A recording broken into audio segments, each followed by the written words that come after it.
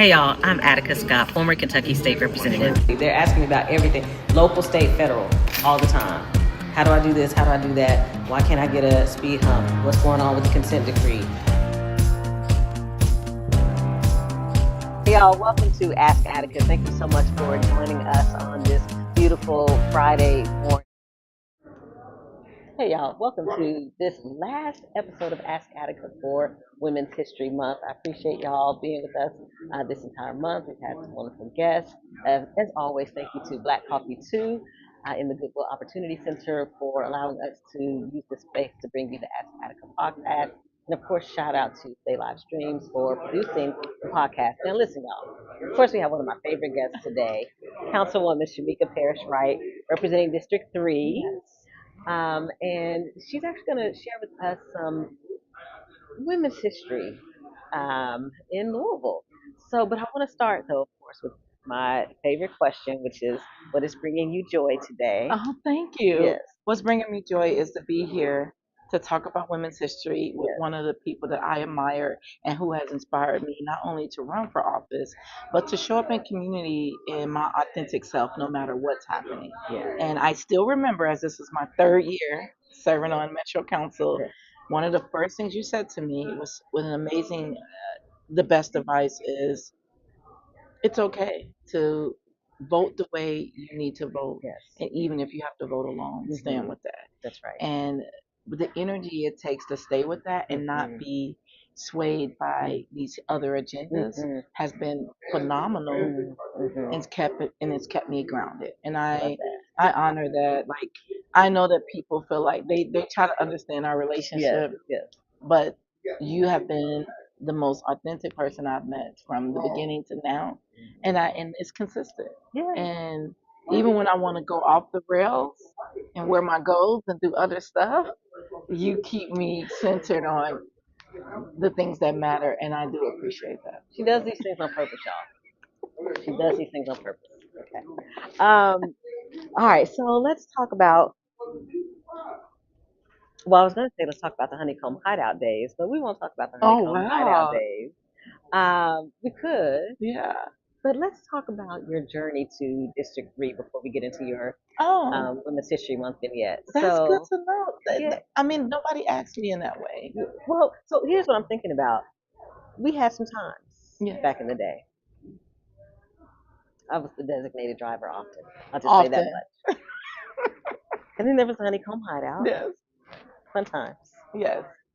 And now you're a councilwoman. Yeah. So talk some about that journey. Like, what does that look like for you to go, to move in that world of clubbing and serving? Oh, clubbing and serving. Yes. So let's be clear. Okay. Shameka was a party girl. Yes.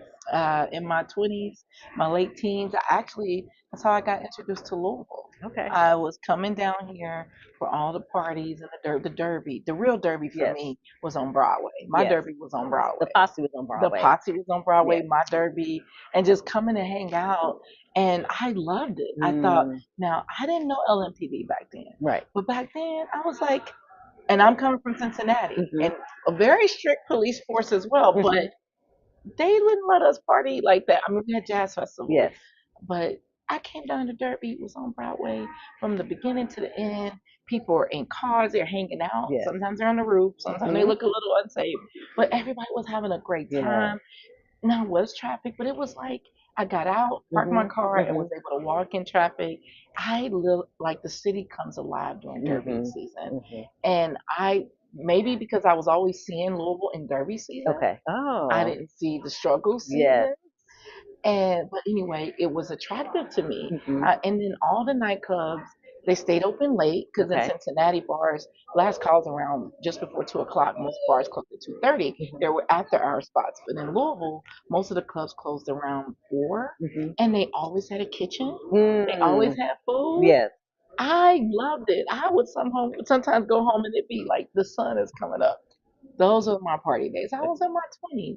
And even though I had a lot of responsibility having kids, it was a time in my life that I really enjoyed having a good time. And nightlife brings those things. And I think that every city needs to have that in a safe way as possible. That's I right. felt safe. Mhm. I did not feel unsafe in those Mhm. situations. Watching and so coming to that and then making a decision to move here, Mhm.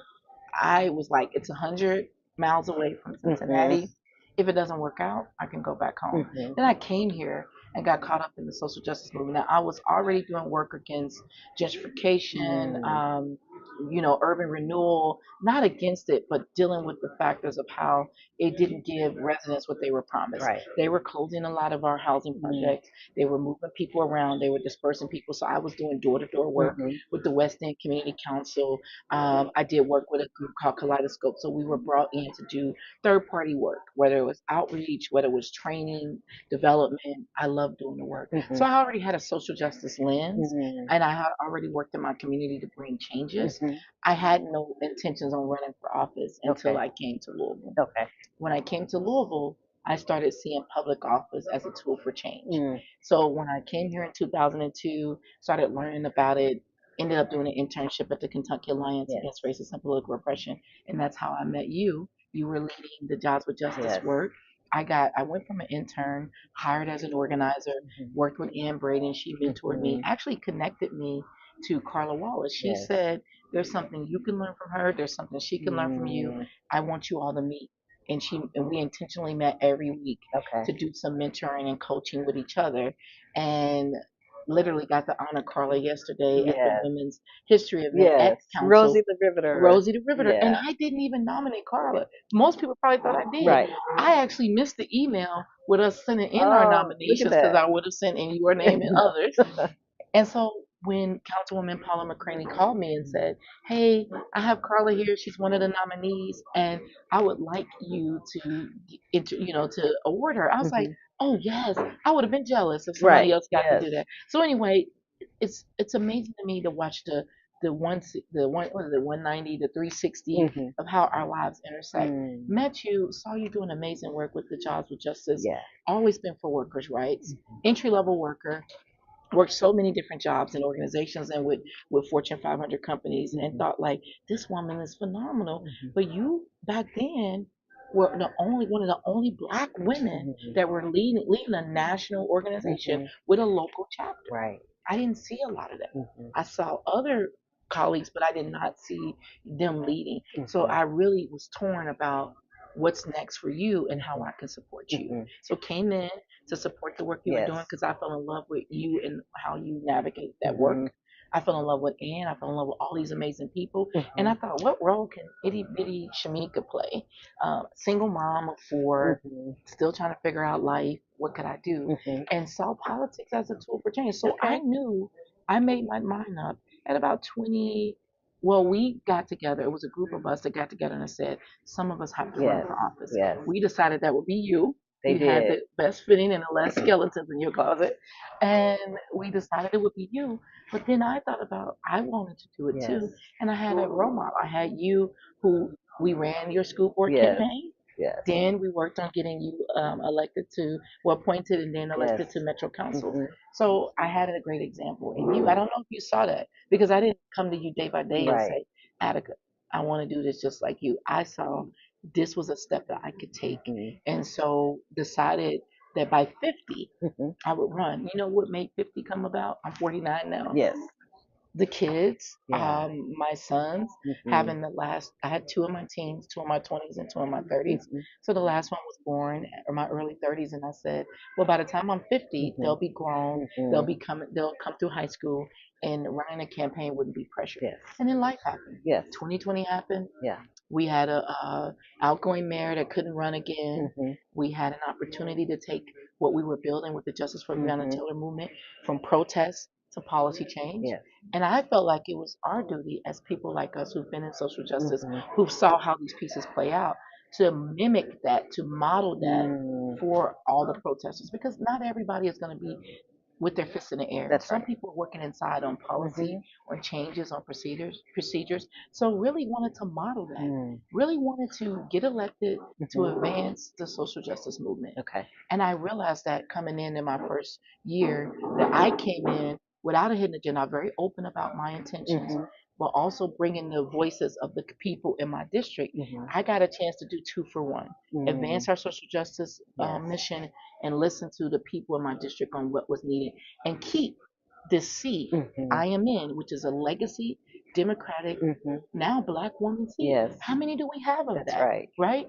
And keep that seat the same because my neighbors said to me, Shameka, you got to run. After losing the mayor's race in Right. 2022, Right. I told my family I was going to take a break from politics and just work. And then the opportunity came, and my neighbors asked me to run to keep this I seat. love that. I love that so That's much. how I got here. I love it. I love it. All right, we're gonna take a break and we're Okay. gonna come back and we're gonna dig into Yes. your Black history. Yes, my research your project. research project. Yes. Yes, I love it. All right, y'all. We are here with Councilwoman Shameka Parrish-Wright. You're watching Ask Attica, and we'll be back in just a moment. The people of Louisville deserve a mayor that will listen, that will offer opportunity, that will make sure the most marginalized get the resources they need. I'm here to tell you that I am the right choice because I've been working for you the whole time. I plan to be exactly who I campaigned to be. And every role I've taken in this city has been to serve and take care of people. On May 19th, this is too important for you to stay home. We need you to go vote for your future. Louisville, it is our chance to change the direction and to make it better.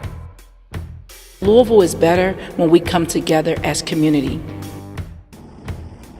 Louisville, it's time. This is brought to you by the people to elect Shameka Parrish-Wright.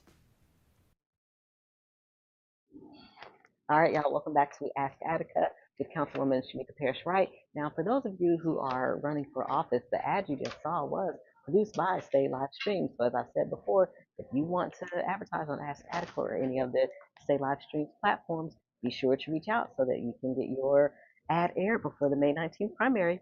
All right, so welcome back, Councilwoman. Okay, I have a question for you that I think people may find interesting your response to. What is the importance of ranch dressing in your life? Are you serious? Yes. Okay. I just want people to know that I'm also a cook, or an organic cook. I approach cooking like organic intellectualism. I do treat my kitchen as a science lab, but there are some things that I've tried, which includes ranch and Italian dressing in some of my dishes that have turned some of the a dishes? great deal of my dishes. Pancakes have ranch dressing in them. The pancakes do not have ranch dressing in them. But I found ways to help it give flavor. I love spices. I love trying new things. Sometimes they work for the kids, sometimes they don't. But I did not tell my dear friend before she came over. I don't think you ate meat then. Were you still a vegetarian? I think I was. Yeah. And before she came over to have a meal with us, I did not warn her that I've tried different things. Ranch dressing, creamy Italian dressing is one of the things I put in some of my recipes. A great deal of the recipe. Absolutely. You know those and onion seasoning, soup seasoning. Onion soup. Y'all seen those industrial size ranch dressings that you're like, who uses this? Mind you, I have 6 kids and a husband that we feed, so I do cook. People ask me that too. That's a great question. With people are like, how do you do it all? Right. So I cook big one day, and then we have leftovers, and then I cook big the next day, because I have growing boys that are now young, 17, 16-year-olds, and wrestlers, and they love to eat. And I have a husband that loves to eat, and he doesn't mind. Either leftovers, maybe about day 2, I'm done. He'll go at least day 3 or 4. Him and the boys. So I cook big so that I can do that, and then we usually do a big meal together, like on Sundays. Is a time that we make sure that we're all sitting and eating together. But during the week, that's how I work 2. It feels like 3 jobs now that I'm running for office again. But I work a full-time job. That's 8 hours. I work now the council office. We're paid for basically like 1 day each day a week. for 5 days a week. So it's a part-time job with full-time responsibilities. And we have a full-time staff. And then I also hired a part-time staff person to help the full-time staff person, just so that the district gets the attention it needs with constituent concerns and all of that. Then there's regular meetings, as you know, council meetings, committee meetings. I'm actually on 4 committees. Oh my goodness, that's a lot. I was on 4 committees last time with a vice chair role of public works. But this year I have persons with disabilities where I was appointed by the president to be on. I have budget, which I like to be on, which is a more demanding committee, especially as we enter budget season. A season I have planning and zoning, which was really hard to get into the first year because it's a big deal because a lot of the decisions we make are about who gets what, when, where, and how. And planning and zoning is a part of that. And then I have public safety, which I challenge myself. I know people are used to me with bail reform, policing issues, but public safety is way more than that. It is. And so I try to show that we can have a well-rounded approach to how we see public safety, where it isn't just on the police, it's also on us as electeds to do the things we need to do. So 4 committees that I have to attend, council meetings, but I look at it, I got the same 24 hours in a day as the next person. The average working class person has a full-time job, sometimes 2 full-time jobs, sometimes a full-time and a part-time. And then being a mom, a grandma, an aunt, all those, a wife, all those things. I still take my husband lunch. He works way out Greenbelt. I take him lunch a couple times a week, or I make sure that I pack it. So I still have duties as a wife that I still fulfill. But when it's quality time, when I'm taking vacation, when I'm doing self-care, the only way that I truly get it is when I travel. So I travel to make sure that I'm fulfilling that. We've traveled on girls trips. We have. And I love it. So you all should know, yes, Shameka is very, very busy, but she does believe in her vacations. Typically, I take 3 to 4 vacations. I take one with the family. I take one with my husband, where it's just us. I take a girls trip whenever we can get those scheduled. That is, and now I'm learning as a mom. I've been a mom since I was 15. I've never lived alone. I've never done anything alone.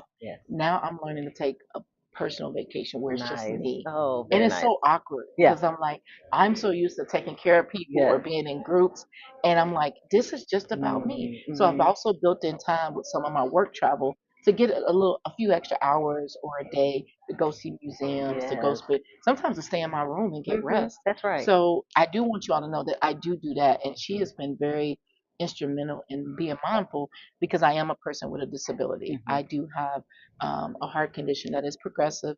I'm on my 3rd pacemaker. So when I say in some of my posts, your health is your wealth, I mean that. But I know it's also important to practice that for all my work teams and for my family and friends. Absolutely. Y'all have no idea how difficult it is on her birthday now. In January 3rd. To get her to just take even one day away. But we do it. We've been doing it. Dear friend Erica and I will take her away for her birthday, at least a day or 2 to just be.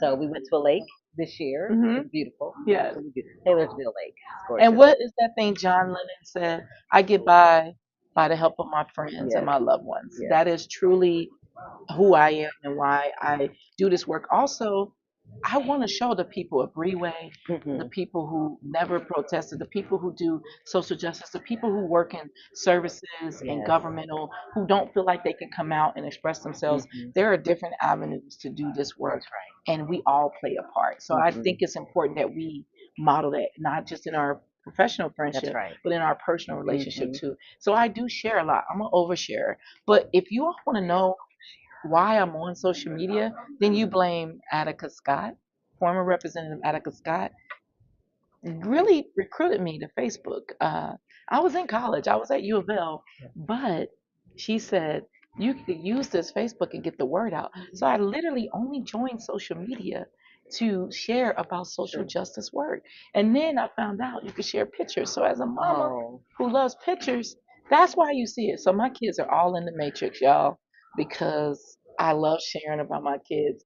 And I hate that I put that on their lives, but I joined social media. She does it to all of us. Because of this woman. And then this is what she does. She will share every picture.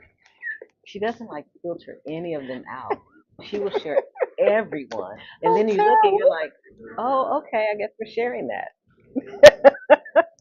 Well, now in my life, I've met media moguls and media experts like Cal and Amanda Gordon, Maxwell, Yes.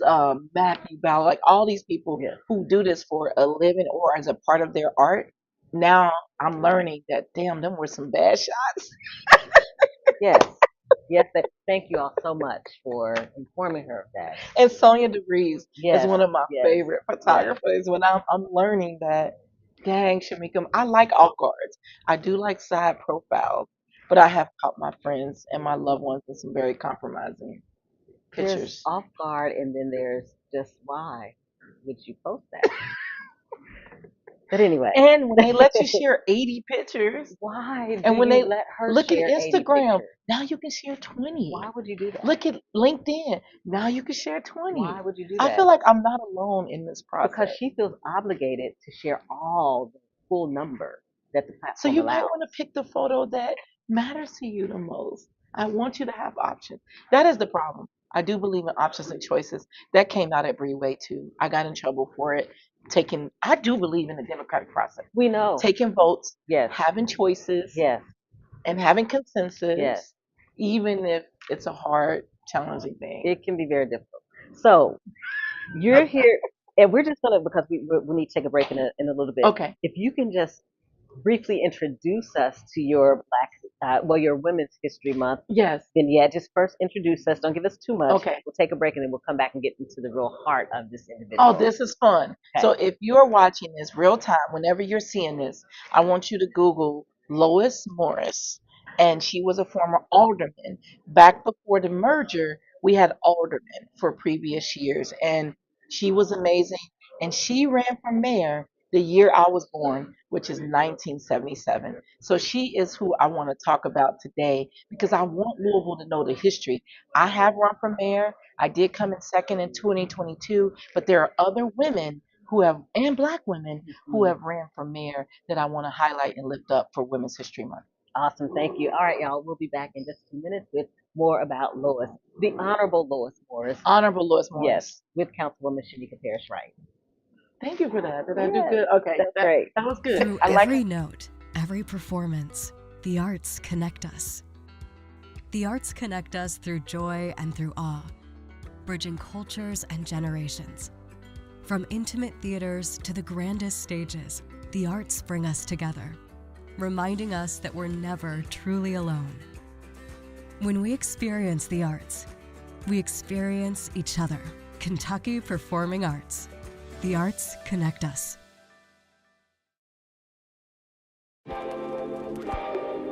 Hey guys, before we get back to the live stream, I'm Tracy, the bartender at Southern Hospitality Bar and Grill, located at 3402 West Broadway.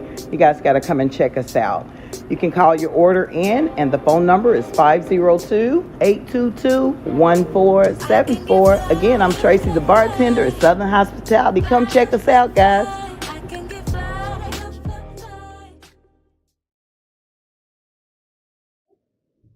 All right, y'all, welcome back to Ask Attica. I'm very excited about this Women's History Month lesson that we're about to have from Councilwoman Parrish-Wright. All right, Look it's at on you. you. So professional.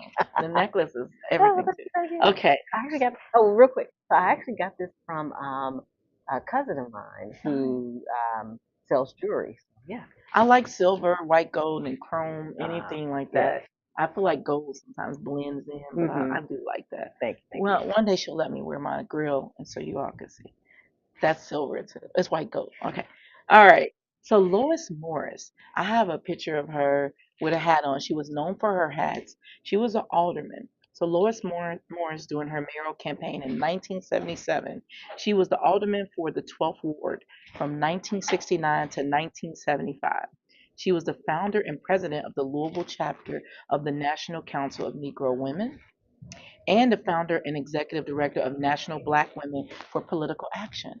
So there has always been Black women who have engaged the political process. And it's not easy. Our journey, like I'm a graduate of Emerge Kentucky, you're a graduate of Emerge Kentucky, and it gave me a lot in a sisterhood, but there's also things that Emerge doesn't teach you about running in a gateway to the South or in Kentucky as a progressive Black woman. Right. And I think that when we're done trying to save this city and world one neighborhood at a time, that's something that we should do is work on getting more women and people elected, Black men, people elected that are really progressive and are about real positive change. So Lois Morris, one of her taglines is the lady who cares. Ooh. And remember, we did a podcast with Miss Yes, Jackie Floyd we and did. 3 Black women who give a damn. Yes. The lady who cares. Oh, And I love she that. would go out and have foam board and like all kinds of things and presenting herself. I love And that. she's looking at like she's at something like the square, Can you see that? presenting herself. I don't know if you can I'm see gonna it. send these to you, Maxwell, so that you could include them in the thing. Stay live stream, sorry. Okay. I'm gonna send them to you so you can roll that beautiful bean footage. Okay. So it's just amazing to see. So Ben I had been look into this. Ben discovered this. Your legislative assistant. My legislative assistant, Yes. Ben Harlan, who is also a cultural anthropology grad. What? So I this didn't is know his that. I field. don't think. Okay. Yeah. And he was looking at a magazine at a friend's house, Okay. like a Louisville centric magazine, Okay. and Lois was in there. And so we said, let's check Google. Google didn't have much. We said, let's check chat. The chats. Chats didn't have much. Just because we were like, is this stuff even coming up when people are searching for it? We went to the old school, the guaranteed way by going to the archives at U of L. Look at that. I love that. I love that in this moment we needed to go to what we would do if we were back in the day when we had encyclopedias and all that. Yes. So he went and we started going down the rabbit hole, and it was an amazing rabbit hole. It was a rabbit hole that we learned that this beautiful woman was very progressive. She said in the late 70s, while we had the 12 wards, because you all know when merger happened, we added those additional districts that are out in the county line. Yes. She said, this is our time to have a Black mayor, because if we don't do it now, soon a city and county merger will happen. And then those folks that are in that county line would never elect a Black person. Wow. She said that in the late 70s. Wow. While she was running for mayor, the year I was born. Look at that. I said, prophetic. Thank you. And so in this picture, you see she was a very beautiful woman, and she had her she had a red, you know how all the candidates have the little gold name badge with it etched in there. Hers was red, and it said Lois Morris for mayor. I love it. And I thought that was beautiful. She wore it. She was known for her hats. She was known for her fashion. But another thing she was known for, which reminds me of you and me, she was organizing with other progressive or potential progressive mayors in other cities. Wow. She would call them together. She was going to meetings because she had those roles in those political action committees. She was in the spaces with other people. And that's what I've done since I've started looking at mayor, looking at progressive mayor. I love Brandon Scott. I looked at some of the pros and the cons that they've experienced in being progressive Black mayors, especially in southern and cities like that. So she has an outstanding record of showing up for her community. Her husband was educated. She was educated. She ran for re-election and she won as alderman of the 12th ward. And she still stayed with the lady who cares. She kept that from her council or alderman role to her running for mayor. I think that consistency is true. And that's what I've even done with even the colors, because I want to signal people that this is different. Yes. And for people to know when we did this again, we said, no, let's keep those colors. We get there together means that we're coming together from all our different roles to make this happen. And I think it was interesting for her to do it. But something I want you all to know that I think was very important for her, when she ran for re-election to be alderwoman, she had a little brochure out, and it says Lois has an outstanding record as alderman, and she's standing with some kids, co-chairman of Planning and Zoning Committee. Look at She that. was the co-chair of the Planning and Zoning Committee, chairman of Cable TV Committee. Can you believe Cable they had a TV committee? But back then, if you think about it, when we were growing up, cable was big. Listen, if you had cable, you had money. You definitely had money. Yes. We never had cable. They had a whole cable committee, right? We would hook the cable wire in hopes that we would have it. It got us more channels, but we didn't always have it. She was a member of the Human Relations Committee. I was a Human You Relations Commissioner were. and You were officer. a commissioner, yes. Yes, for 2 terms. Okay. And then she was also Labor Relations Committee. Look at that. I don't even see that committee anymore. They had it when I was on the council. Okay. They don't have it now? If they do, They don't have it. You would I don't know about a You would know. meeting. And so the last thing is she said that as city official, she wants to keep abreast of the times she attended conferences of the National League of Cities. I just went to Yes, my you first did. National League of Yes. Cities a week and a Yes, half yes. ago. Was that DC? Yes. Okay. And she wants to stay connected to the cable TV conference. They had a conference, Attica. They didn't only cable have a TV. committee. They had a national Oh my conference. goodness. And I was thinking cable was huge. Yeah, it was. So, and Big she deal. also was, now it was in Washington, D.C., and she was a part of the Southern Black Caucus, Mobile, Alabama. Wow. So that to me tells me what we say as organizers. What's one of our favorite sayings? You change the South, Change the nation. change the nation. Yes. So the fact that she was really being that progressive and partnering with other cities Yes. it speaks to who Louisville is That's as right. a whole. That's right. And so I want to say the last thing, because I know you might have a question. Yeah. The last thing and I'm sending all these to Maxwell so he Okay. can share it, Okay. is she had a person that was running against her, because people still to this day bring up when Pastor Finley and I both were in the mayor's race. Right. And everybody kept coming to us and they kept saying, you know what, why don't y'all support each other? I was down to do that. I said, look, this is not an ego. I have a bigger reach. Right. Let's figure it out. He said, don't sleep on my people. I said, okay, don't sleep on my people. Right. But we met 4 times Yes. and all in good faith to try to come together and figure this thing out, because we didn't want our folks having to choose like That's that. right. I did announce first, and I did try to make sure I followed the steps. But people were still, it's easy to say, black woman, put your hat down. Yes. It ain't your turn. Right. How many times have It's we hardly heard ever that? our turn. How many times have we heard that Yes. making fundraising Yes. calls? I just think you should wait. It's not your turn. Yes. But I said, okay. The white man it's always his time. It's always his his turn. And when you talk to people about that, they don't understand how frustrating that can be when you've been working on this and you have people who are encouraging you. So I think what's interesting with her, I used to say there needs to be a crew of people like it was back in the day that would go to a person and say, Richard, we really think that, Attica should run. We need you to consider, let's figure it out. Let's work together. Yes.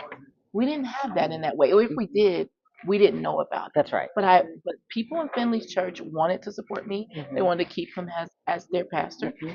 And people on my team wanted me to support Finley and feeling like he could get it through. Right. The reality is I came in second, he came in fourth. If we had joined together, we would have taken more votes from the other candidates and we could have won that primary. Yes. And I keep telling people, for a progressive candidate, the primary is our general That's tool. it. Yes. You have to get the Until primary. now. Until now. And so we Because should people talk about don't that take after you this. serious. We Yes. definitely will. So I want to say, for this reason, she had opportunity to contact another person who had decided to run. Okay. And when she contacted that person, she wrote them. So some people send people out to say, go talk to Richard, Yes. go talk to Attica, tell her to get out this race. Right. She wrote a letter to this person, and his name was Mr. Maupin, which Okay. I believe that Maupin Elementary is named after him. Okay. And she said, I see you have announced as candidate for mayor in the Democratic primary. That's too bad, with an exclamation point. I always understood you to be a good educator. So that school is named after him.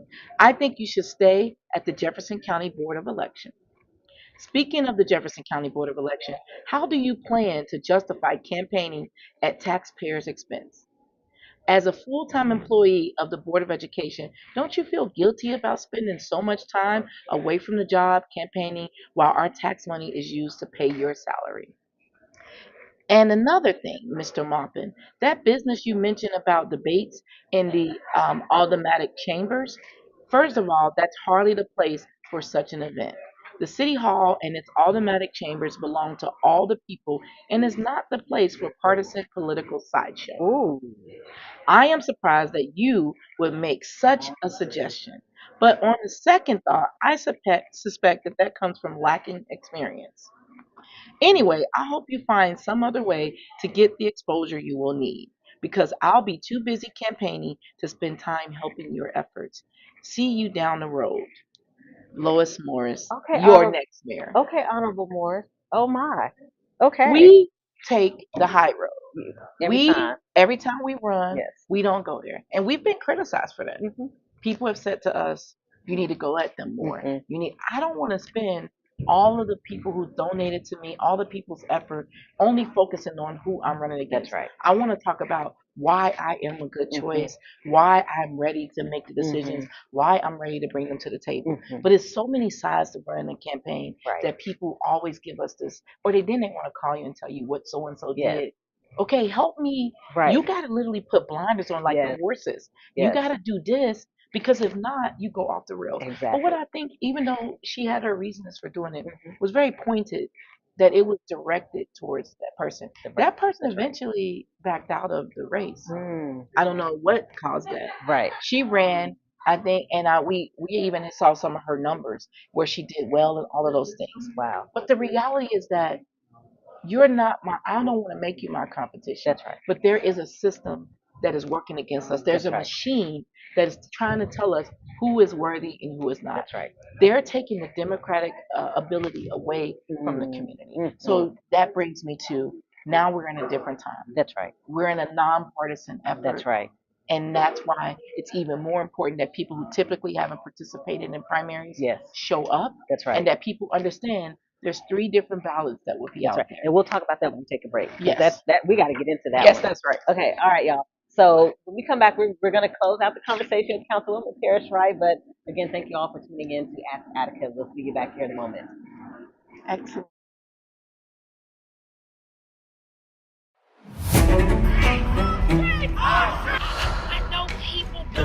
Never in my career as a lawyer. Please step to the side. We have an election. Be quiet.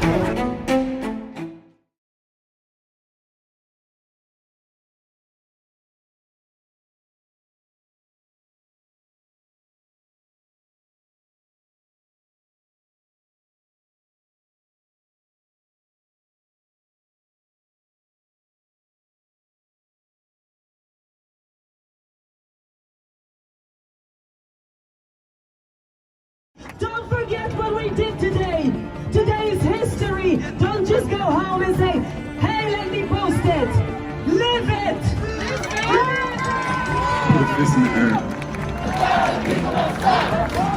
To change, we just have to be stubborn enough.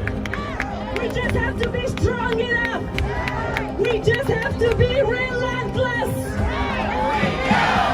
How do we fix it? We didn't break it. Thank you all. I pass the mic to the next person. Black women matter. All right, y'all. Welcome back to Ask Attica with my very special guest, Councilwoman Shameka Parrish-Wright. And I almost forgot that she said she had some questions for me as well. So we'll get to that at the end. So thank you so much for sharing about Thank the you. Honorable Lois Morris. Yes. I'm sure that people learned a lot about her. And there's a street named after Yes, her. in Park Duval. And so I want some of what you said, I want to shift into that Okay. and bring us back to today and Metro Council. You talked about serving on the budget committee. Yes. So budget hearings will be coming up soon? Yes. Is that correct? Mhm. Okay. Will we have more than one community conversation? I'm about the hoping we will, but it just seems like some of my colleagues are really focusing on narrowing that process, and I don't like it. I think we should hear from all the departments and hear from because I want so much transparency that the community generally knows what comes in, what goes out, what comes back through the mid-year adjustments. And I think there's the budget process is so convoluted that we owe it to the community to be more transparent about it. That's one of the things that I was very interested in running for office. And literally, as council, we can submit our own budget. We don't have to accept the mayor's budget. We are a very mayor-strong city where the mayor has a lot of leadership. But just like there's a no more kings tomorrow, a mayor is not a king. That's right. A mayor is to carry out the duties, and we're supposed to be checks and balances as a council. So as a council, we have checks and balances. But because the budget process is so long and tedious, some people said that if we did our own budget, people wouldn't want to serve on the committees, people wouldn't do that, but we're already serving on it. Right. And it takes a lot of my time. And even me, as somebody who works multiple jobs, I still attend all of those meetings, all those hearings, because I believe it's important to hear folks out and to know what the priorities are. That's right. I think the mayor is sometimes can be out of touch. And that's why we have to build in systems that keeps us connected to what's matter. He has a vision and goals he's working on. But as a council, we have 26 districts that we have to honor in the ways that it matters to them. There is a way to fuse the both of them, but if we don't listen, if we don't take the time to do it, it doesn't happen. So I really wish we need 14 votes and the ability and the willpower to make our own budget. If we had that, I think it would shift the conversation just at the state level, right? There's two different processes. You come together, hopefully, and you do what's best for the greater good. I think that we need more of that locally. But right now, as it stands, yes, they've been narrowing the process. Even with me being a councilwoman, we have been asked earlier to submit our budget priorities. Okay. I did submit those already. We are asked as a caucus, what are our priorities? And then we have Representatives Marcus Winkler for the Democratic side, and we have the budget chair, Councilman Kramer on their side, and they come together and they meet with the mayor, but we don't always know everything that happened in those conversations. Last year, I was just thrown in with the West End group. They put us in regions. They put me with the West End, even though every redistricting, I'm moving more and more southwest. And so I showed up at the South That's End right. because I said, I still have a great deal of South. And that $3 million, that was that decision. I wasn't a part of that. I didn't approve that. I didn't have anything to say. And even with the $5 million in the West End that was dispersed, I didn't have anything to say to there. Those decisions have been made by the mayor and his team. Right. We were just being told about it, and we were given a chance as the process to talk about it. But what decisions didn't change because of our feelings, except where some was being routed to one entity or another, there was some movement and conversations because those people in the District 4, District 5, and District 1, they have more of the say than me in District 3. I still have a few streets and communities in the West End, but primarily we're more south and south. So that was frustrating to me. I don't want to look like I'm against the $3 million for opportunities for businesses and restaurants. I'm definitely not, because we have a great deal of small businesses in District 3. But there's small businesses who are not getting the support they need. There's businesses along the whole corridor of Dixie, and don't count us out because we are a part of that. And it is frustrating with the budget. I'm hoping that the council will be more motivated, especially as new energy comes into the council, to create our own budget. So you talked about District 3 moving further and further south. For clarification's sake, this telecommunications hotel, the AI data center, is that going in Shively? No, it's on the outskirts. I just wanted to check. Yeah, the person who represents. I know, and I've gotten all kinds of messages. Yes. It's still technically in District 1 and in the it's moving towards the southwest, but that Campground Road area, yes, it's not in District 3. Okay, I didn't think so. I just wanted to double check. Yeah, and they snuck that in.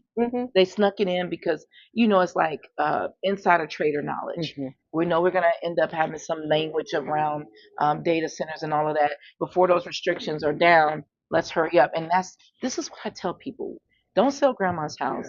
The strongest laws are around land ownership. And then zoning and planning comes after that. But if you buy the land and then you work to get it zoned the way you want, typically most people get what they want out of it. So they got that passed before we even got any recommendations from the Planning Commission. I think Councilwoman Chappell did a good job at explaining on how we were blindsided by some of that. I thought that when Marcus Winkler put forth the moratorium, I actually wanted to join that at first, but then it just seems like it was a stopgap for something that was already happening. It was like, oh, we're about to do something, but nothing ever went forward with it because we were supposed to be waiting to get more of that information. But I think the best example I've seen around data centers in Kentucky is this beautiful family that turned down 26 The million. farmers in northern Kentucky, yes, near Maysville, yes. The farmers are like, yeah, you can treat us like we don't know what's going on, but we are not okay with this.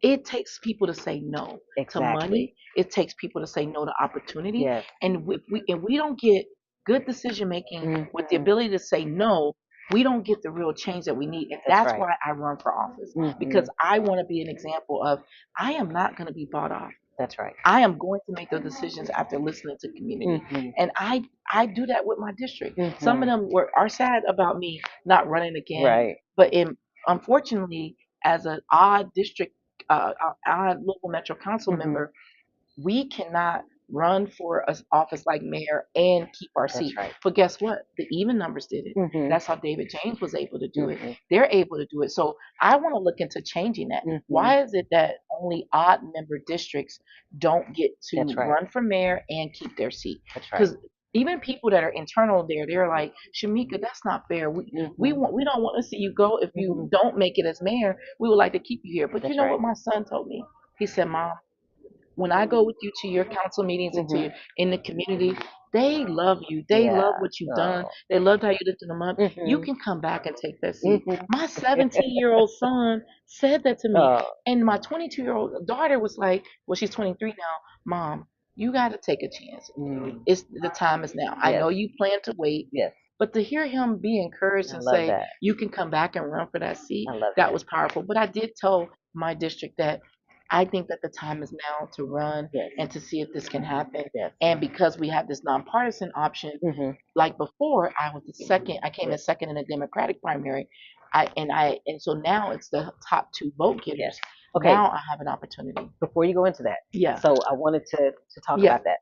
So May 19th is the primary. Yes. It's the first time that we'll be voting for the mayor and metro council as nonpartisan races on people's ballots. So can you talk some about what that means? That means it's opened up. Our primary isn't closed anymore. There'll be 3 different ballots. There'll be one for those who are registered Republicans, one for those who are registered Democrat, and then there'll be one ballot that is for people who have not registered as Republican or Democrat. They can be independent. They can have no party affiliation. They'll get a ballot, and on that ballot, it will only be the primary race for council districts that are relevant based on their address, and also the mayor district. And so the mayor district, the mayor is for the whole county. The whole city and county gets to vote on the next mayor. So this race that I'm in will be on every ballot. But if you are in a certain council district, you will only get that district on your ballot. And if you're not registered as a Democrat or Republican, you won't get the senator's race, you won't get some of the other state rep race, the sheriff, because those are partisan.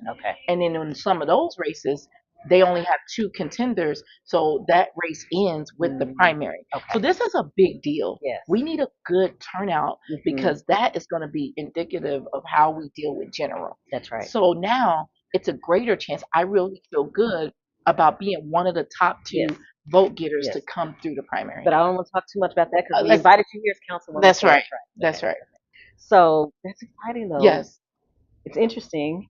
It's all the things. Yes. It's going to be the first nonpartisan race. So, but that means a lot of education has to happen. It did, for folks, and right? that's why it didn't go down the way it should have went down. Our current mayor and our state Republican reps made this decision without bringing it to community first. They did not. I mean, they might have talked to the people they talked to, but it didn't hit the ground. And there has not been. I know I did talk to the current county clerk, David Yates, about them doing everything they can to make sure they educate people, and they are doing those things. Both parties are doing some things. Us that are already elected are doing some things. We put it in our newsletters. We're letting people know these are the things. I've shared about it even on my social media. I even went and did a sample ballot for my what would be on my ballot and shared it in no partisan way, just to let people know this is how your ballot may look based on your address. And so I think if we'd have done this the right way and let the community decide, had the right community meetings all over the county, getting people involved, then we could have made that decision together. But this is where the people work together for their own reasons to work together to do this. But it is a new day. And there are other parts of Kentucky, in all fairness, that have been doing nonpartisan Lexington relations. Yes. That's probably the best example for Louisville because Yes. it's similar in size. Yes. So yeah. So that to me says we have sister cities that are in our state who have done this. That's right. And so we need to listen to them. We need to talk with them. We need to see. And this is going to be a big deal on turnout, on voter access, especially with all the threats to those things happening.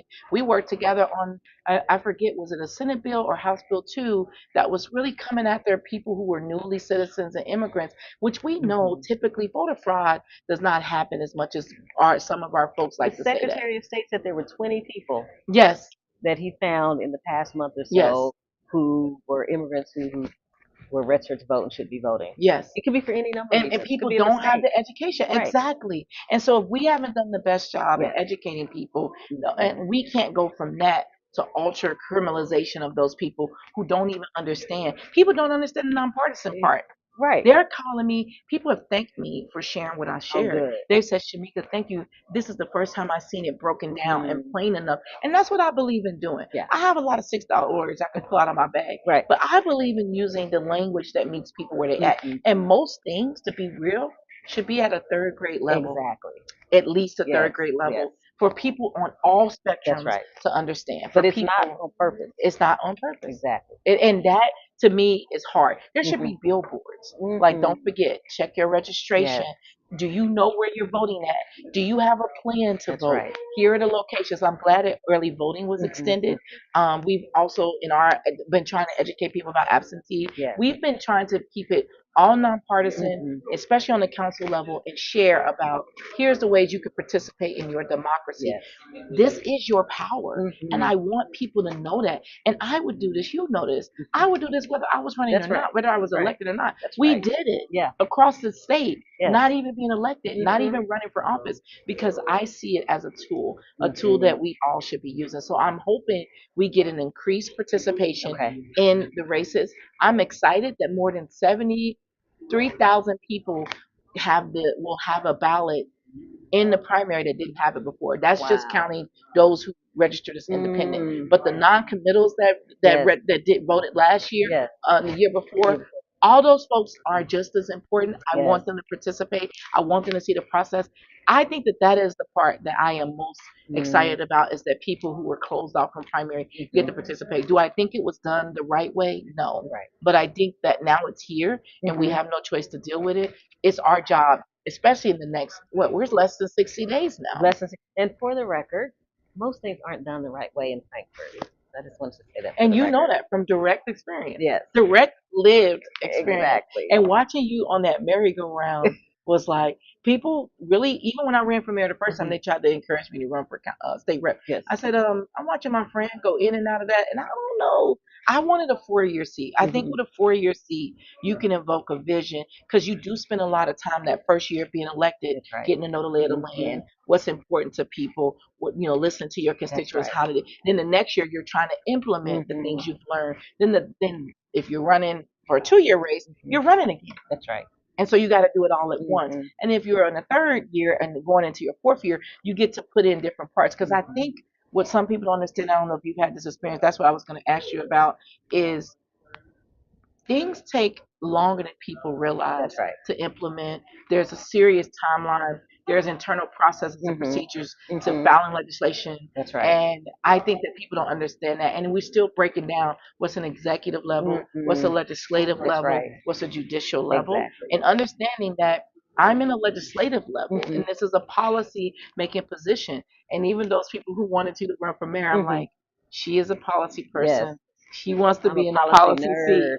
And I ran for mayor because I like implementing solutions, strategies, things that help people have improved lives, things that help people feel like they have the quality of life that they deserve. And as mayor, you get to do that. That's why I'm excited. But as councilwoman, you get to do both. Yeah. And I love that my district, they care about beautification. We worked really hard to get fencing replaced, trees, landscaping, trash pickup. They care about transportation. We have the most Black and minority-owned homeowners in our district, and then we have a great deal of renters. I support renters as well. I come from the renting community. We just bought a house in 2018. Before then, we were at Hemlock and Southern, and we were renting. And so for me, I get a mix of it all. And so to talk to each one of my district folks is a different conversation for each one, but all of them want the things that contribute to a quality of life. Aging in place, having resources, having a community center, having an expanded library, having a grocery store, having access. That is the basic things that they've added. Having transportation that touches their neighborhoods. That is what matters to people. Why we can't work on that? And the last thing I'll say is I have a small homeroom city of Shavli. Some of my colleagues have 3 and 4 and 5 and 6 homeroom cities. So I feel really blessed to be in Shavli because we get to work together. We work together for the Shavli Splash Pad. We're working together on some infrastructure things because Shavli does have its own budget on based on the businesses that are there.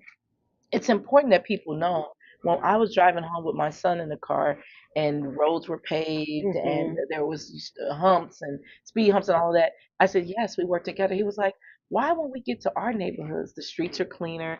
I said, because we have a small city that is also taking care of a lot of the public works. And I want to make sure that every neighborhood, every city has that as well. I'm blessed to work with the Shavli City Council and the Shavli Mayor on the Shavli Plan. But I know you've seen, I hate when we spend all this money on plans and time and then they just sit on the shelf. So my job, I'm not a lame duck.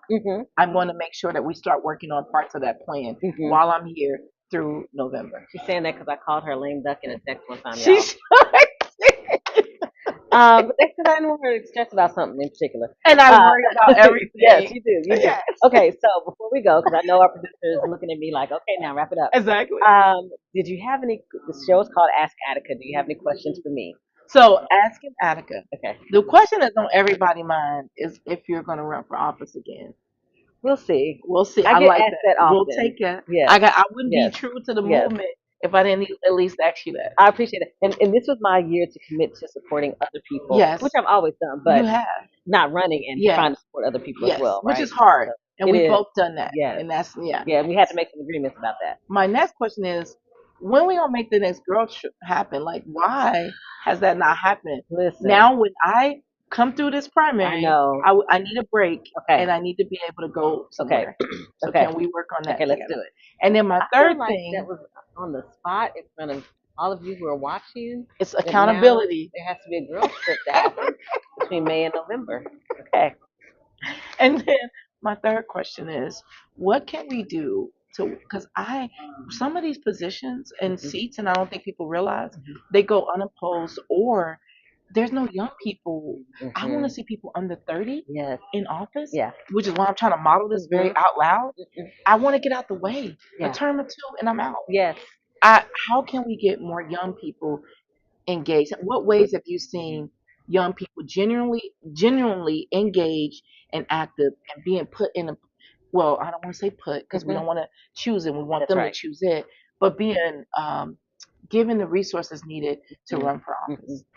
Well, I've definitely seen it when young people have the opportunity to work in key roles and positions on campaigns, because then they learn how it works rather than being thrown in and then being like, oh my gosh, y'all didn't tell me about this, right?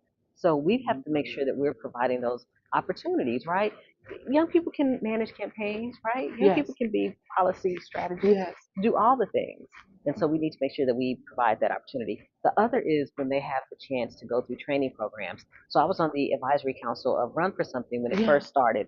And so it really focused on getting young women to run for office. We need those kind of programs because it teaches you, like in Merge Kentucky, all the different ways in which you run a successful campaign. So if people don't have the information, the resources, and tools, it looks scary. And like, oh, that's not something that I can do. But then when they have the training, the information, the connections, then it's like, oh, okay, I can do that. Would you be interested in doing a why not run for office? Like, because I want more people to ask themselves. We need people in governmental roles. One of the people says, Shameka, you become mayor, Who are you going to hire? I said, I got plenty of people to hire. Right. And I will open the process up. I won't be using no gatekeeping and nepotism, but I do want people to be prepared for that. That's so right. if you want to work for government, you got to be careful with your record, your police record. Yes. You got to think about the things you post stay with you. And even if I am going to be a fair chance employer, the people sometimes who are feeding and dealing with some of those positions won't, and that'll be a way that they'll attack you.